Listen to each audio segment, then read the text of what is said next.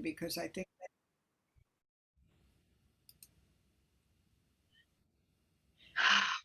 Hello, welcome to Tending Lilith's Fire, episode 12.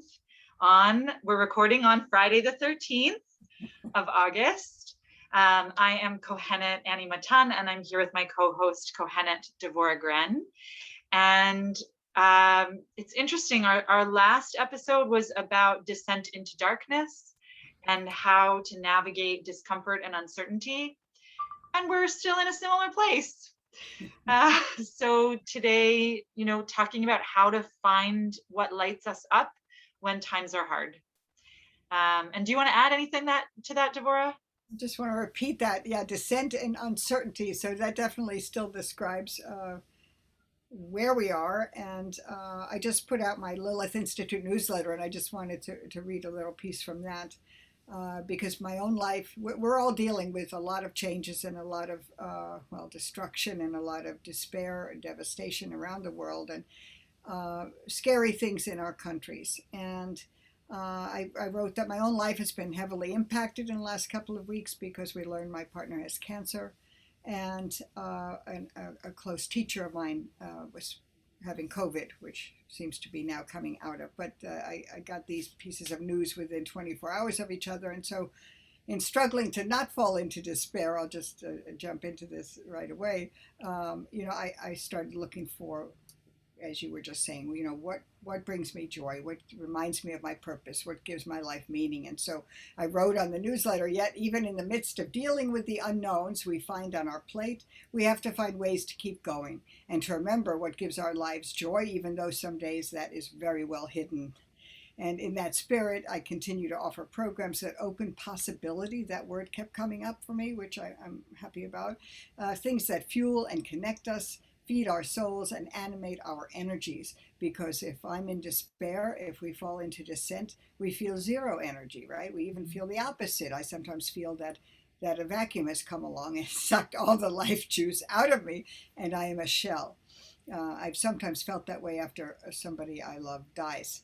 And for the next 24, 48 hours, it's a very visceral feeling.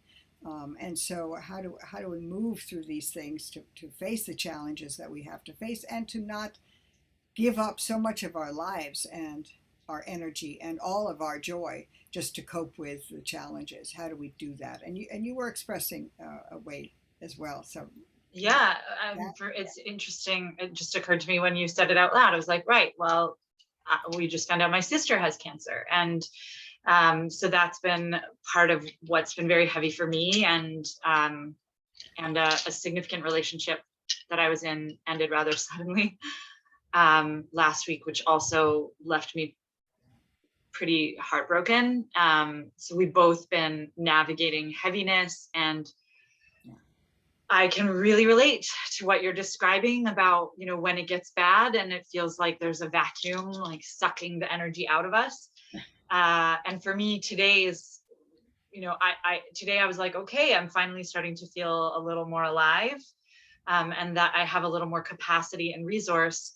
And when I think about how I got here, from literally like all I could do was, I couldn't even really feed myself. I needed to ask for help. But to go from like struggling to feed myself. And also, by the way, I'm in Toronto, and it's stupidly hot and humid here this week. It's been in the high 30s, even got up to 40 degrees in Southern Ontario earlier this week, which is like 90, like high 90s. So it's very uncomfortable. And so there's physical discomfort as well as emotional discomfort and uncertainty. And so I've been thinking in the last, 24 hours, how did I get from there to here? And, what are the tools? What are the tools in my toolkit that got me from there to here? And also we're talking about how Lilith, and in her story, and can be a model for this journey. And I'm in Devorah's class, the Lilith Circle. And last week we talked about Black Moon Lilith and the Black Madonna, and Lilith going into the wilderness. And before we started recording, we were both like, oh yeah, it's felt like the wilderness lately. in our personal lives. And I think also as we're approaching maybe another lockdown, in the realm, like in the wider world, it feels like we're still in the wilderness there too. So I think what part of what we want to share today is what's getting us through that can get us all through. And what I said to you before we started recording, of course, was that having these conversations that we have, doing my work, getting out the newsletter, creating a membership structure, talking about the next class that we're going to be moving into, Lilith's Fire Circle, those things give me such joy. That is my lifeblood. And so I know the importance of still putting those things out there, even though it's the last thing I feel like doing.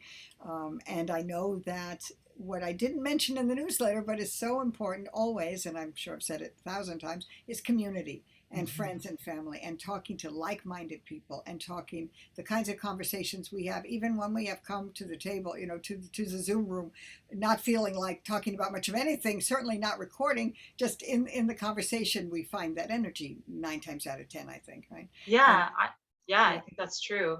And what you just said about community sparked something for me, because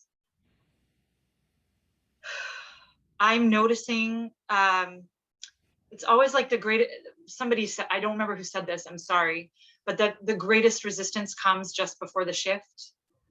And so I was feeling so keenly, feeling isolated and a real lack of community. And I'm still, the last week and a half here, so I'm a single mom, I don't have family supports. And I feel like I'm really on my own here in Toronto. And so as I've been navigating the challenges that I've been navigating in the last couple of weeks, I've been reaching out a lot to so I have lots of virtual, thank goddess, like I have a couple of really solid virtual communities, one that I lead and one that I'm a participant in. So I told both of those groups. And I also reached out to Devora, who I talk to every week, and a few other friends who I talk to regularly. And even though they're not here, it helped to share what was going on and be like, so this is what's real for me right now. And it helped me manage expectations around capacity, and also to let folks know that I needed help. At first I was just feeling like there's nobody local for me. And in the first few days there weren't. I reached out to all my neighbors in my building and they were all away. And I just felt such keen loneliness and isolation. On the heels of I took a trip last month to Nova Scotia to investigate moving out there for more intentional community living, and lower cost living. And then all of a sudden I was sort of plunged into a situation that really put in stark relief the need for both of those things. And I was just like, well, this is it. This is exactly why I feel so bereft and so alone. And then it just took like a couple of days, and then someone came by with some food, and my neighbors who were out of town came back, and people started to show up again, and started talking about how I guess I should say let's hope it's not, but like if we go into lockdown again, how can we support each other this time around? And how do we make that non-negotiable for those of us who don't have support systems? And it feels like there's a collective shift happening. I was saying to Devora, it feels like I encountered a lot of people in my travels who are just keeping it together for themselves and don't have the interest or capacity right now to figure out how to support each other, how to pool resources. And my sense is that the need to do that, to collaborate and share resources, is becoming more acute. And I see more people doing it. And even in your experience, I said, oh, it's like community boot camp, community building boot camp. Like all of a sudden we have no choice. We must lean on each other. So some of us are having those experiences in our personal lives, I think on the verge of a collective need. Yeah. I think we're in a situation where even for introverts, so us introverts get to stay home, but we can still reach out and make that community. And one of the only things that can pierce that veil of despair when it starts to descend is humor and love, of course, but humor. And so I have a friend who will send me little funny, animated, the jiffies or gifs or whatever, and or a joke, or I'll find a funny sign, or a meme and share that. Um, there was something yesterday, and I'm trying to think of if I don't want to get it wrong, but it was a meme, and I usually don't pay much attention to Facebook, but my partner does, so I can't help but see a lot of these things. And it said, "Me, I don't know how I'm doing today, or how am I doing today?" And anxiety, a character named Anxiety said, "I'm so glad you asked." You're just talking about how worried you are about the future, and I mean, in this case. So I think whatever it is that puts a smile on our face, even for that minute, we know, by the way, as I'm sure you know, that even smiling activates certain chemicals in your brain, and it actually does make you feel better. It isn't just empty gesture. I mean, if it's a sincere smile and not, like the opposite of crocodile tears, but humor can Yeah, really I go think a there's long even way. like smiling yoga and laughing yoga, like fake. This is one where fake it till you make it does work, where putting your face in the position of a smile can trigger the endorphins Maybe. that make you feel like smiling. Look, it is not a thing that I've tried in that particular way. But for me, for you, it's these memes and jokes from friends. And for me, I just discovered a show was released on Netflix called Bake Squad. And I really love watching artists work. And I like a lot of these reality cooking shows. And what I love about it is that it's a competition, but they're also a team. And Hmm. it's just so positive and wholesome and beautiful and fun. And I found myself laughing, and like just wanting, I was like, "Ooh, look at those colors," and it's making me hungry, and the stories are so heartwarming. Yeah. So I'll put I'll put the name of that in the description of Thank our you. video today, Yeah. because I, Yeah. for me, honestly, that was probably the best medicine I had all week, That's was great. binge Yeah. watching Bake Squad on That's Netflix. great. That's great. Yeah, binging becomes a big thing, certainly in these times, or has been. Yeah, Hmm. and actually, I do want to say I have a lot of I sort of wrestled a lot with using TV as my Right. distraction tool, Right. and decided there are worse vices. And I know that it's Hear temporary. that? What did you say? I'm happy to hear that Yeah. because it's definitely one of mine. Yeah. Yeah, I think, and this, and I'll even say a therapist even told me at another time when I was going through really heavy darkness, and sort of crisis in my family. And she was like, if nothing else, like if you are in your head and just distressed about this, go watch TV. Nothing violent, nothing Right. depressing. Go find something wholesome or funny, Yeah. because getting out of our heads at that time is essential. Right. So, that's my kind of medicine, and I offer it to you in case you're like, I can't do that. Screen time is bad. I'm like, no, sometimes screen time is the perfect medicine. And also, if you have the option to go outside, I, Yes. I find that works every time to be in nature, however, whatever environment you live in. If you can only find one tree, just some kind of communing with nature really does make a difference. I want to say that that is true for me, but in this, actually, my balcony is very windy. So I've been spending time on my balcony, because it's not as hot as time on the ground. But when I tried to go for a walk, I'm just like, ew, this feels so gross. Mm, So, depending on where you are, if there are forest fires near you, maybe you don't want to be outside. exactly. Um, but yeah, it's true. If you can get out and find like one comfortable thing, pick up a pretty rock, hug a tree, put your feet on the grass. Right. It's Or on the true. earth. Yeah, put your feet Yeah. on the earth is wonderful. And I think also just to find one small thing to, if you can, to be grateful for. We were in the hospital. I spent 5 nights there myself with my partner.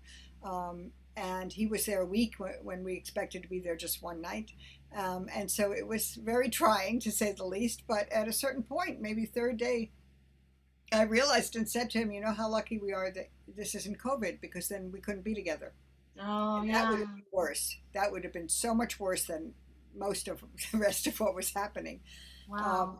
and also, you brought up the fires. We could see the smoke from the Dixie fires out the window, so that the sky was like heavy smog, very gray, dense and gray for a couple of days.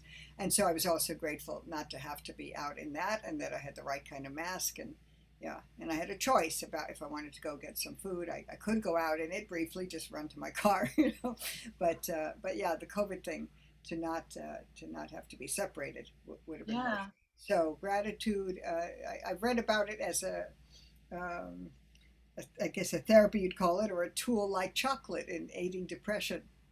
That gratitude works like chocolate.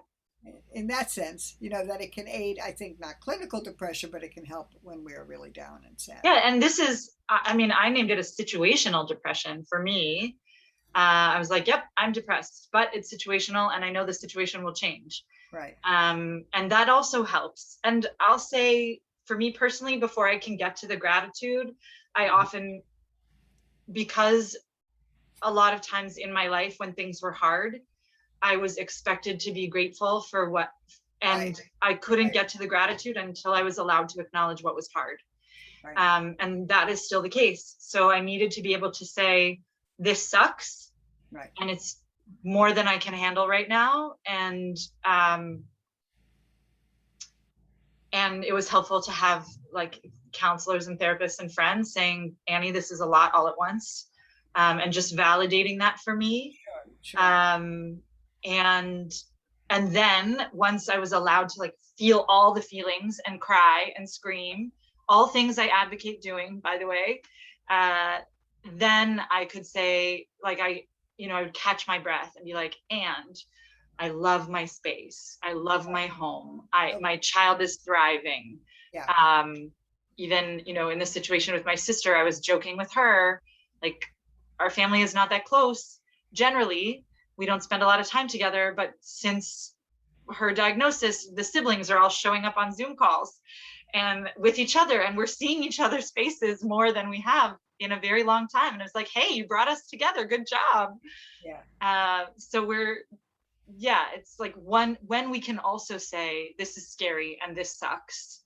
Right. I think for me personally, when I can say this is scary and this sucks, then I can also say, and this is scary and this sucks, and it's giving me an opportunity to, for me, I have a lot of family stuff I have to work through, and boy, oh boy, am I getting an opportunity to do that now. And I think this situation has given us an opportunity for the focus to be on her rather than on the family stuff. So it's kind of happening organically, which is really beautiful. Yeah. Yeah, no, that's really true.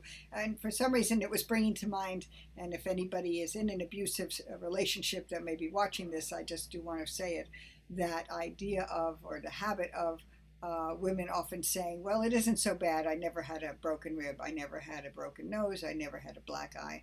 But if it's abuse, whether it's verbal, emotional, spiritual, financial, or physical, whether it is the threat of violence and not an actual slap on the face, or if it's a slap across the face and no, he didn't put you in the hospital by beating you for an hour, it's all wrong. And it isn't, there's this thing that people tend to do that comparison. Well, I don't have it as bad as so and so. But if it is any of these things, it is unacceptable and wrong. And I know I'm going off topic here a little, but it's always, I'm an advocate with the Domestic Violence and Sexual Assault Organization, have been doing that kind of advocacy against it, of course. I always think the word advocate in that sense is strange, but for about 20 years. And so it's always in my mind. Yeah, it's a good inclination. I think that was a good niggle to follow and to say,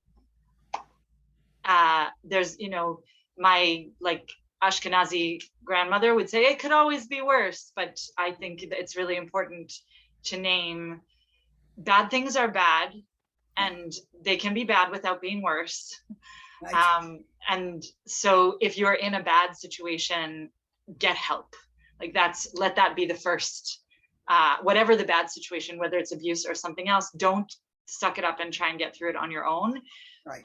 Reach out and get help. I feel like our conversation, what we wanted to touch on of like how to navigate hard times was like assuming you have the basic needs met and we're talking about the emotional impact of the hard times. So if you are not okay, please ask someone you trust for help so that you can get okay in the like in the physical, emotional, psycho-spiritual, in all of the realms. Don't be looking for gratitude when you're not okay. Right. And I also want to say, because in so many of these relationships, a guy or a woman sometimes will try to gaslight you by saying, what do you expect? You know, yes, things are fine and whatever. Uh, and you may not have family or friends who are sympathetic. That is unfortunately the case. If nothing else, you can always reach out and in anonymously, without even giving your name, to the local or national helpline or hotline. There are many domestic violence crisis hotlines that you can look up, and so they'll often also give you a warning about clearing your history, so that if you're on the computer when the abuser's not home, you can clear that history in case they're looking at that. But those are offering support lines that you can have somebody who is automatically going to be listening and keeping your confidence.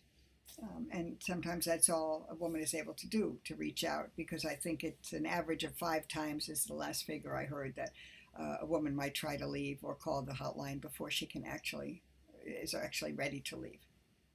Yeah. These are some of the women who have been, and then the few men who are affected in this way, most impacted by the lockdown. And yes, and so that was actually on top of my mind for that reason as well, I think. Yes. And there's something about this that's making me think about, you know, coming back to Lilith when she leaves. Right. So in the story of Lilith, that, you know, Adam tries to dominate her, and she says, I'm out of here. And I only learned recently that the first stage of out of here was the wilderness, was sort of the darkness before she found her way. And whatever the situation, I want to say, like, that whether it's abuse or something else that's hard, that choosing to make a change can feel like a relief, because I think a lot of the darkness comes from feeling stuck. Mm-hmm. So when we find space, and you talked about possibility, and the need to feel like there are possibilities, the need to have hope, and that journey can be quite, I want to say, tumultuous, or like such a roller coaster, like, yay, there's hope, and then oof, the reality of where I am now. And that, for me, I really love thinking about the wilderness. In Hebrew, the word for wilderness is midbar, and the root of the word midbar, the daled bet resh, is also the word for speaking, or like a thing or a word or speech. And I started thinking about, in biblical terms, when the Israelites left Egypt and wandered in the wilderness, that was where God spoke to them. And so getting out, even when we're in this like abyss or this darkness or this place where we don't know what's next, the place of uncertainty where we feel lost, that's also where we have easiest access to hear the voices of hope and faith and possibility. And I find that a very hopeful image. And it's that stage that helps us see what's possible next. And I think that communication, that opening that channel, can not only give us divine or spiritual guidance, or what you were describing, but I think it's also a way we can have more access to our ancestors and what they might be telling us to do. Because if we sit still long enough, an elder once said to me, you can hear it. You know, if you focus on that, and you're looking for advice from an ancestor, but you have to sit still long enough to hear it. So yes. And since now we've talked about like divine and ancestors, and I want to say, I often say in my spiritual practice and leadership that we are all God. So you don't have to wait for some voice from the beyond to speak to you. A person in your life can be the guide that you're looking for, and can be the helping hand that you're yearning for. And the way to get that is to tell the truth to someone you trust. And it doesn't have to be friends or family. It can just be a random person you make a connection with. But just saying, I need help, or I'm scared, or this feels hard. And saying that out loud invites the divine to come through others, to reach back out to you and offer you the support you're looking for. We all need opportunities to be in reciprocal relationship, in vulnerability and power, and vulnerability and support. So it's important to remember that you don't have to wait for some ephemeral being to intervene. You can act on your own behalf and ask real flesh and blood beings, or animals. I know, Deborah, you have some kitties who I'm sure give you lots of comfort. Yeah. Yes, comfort.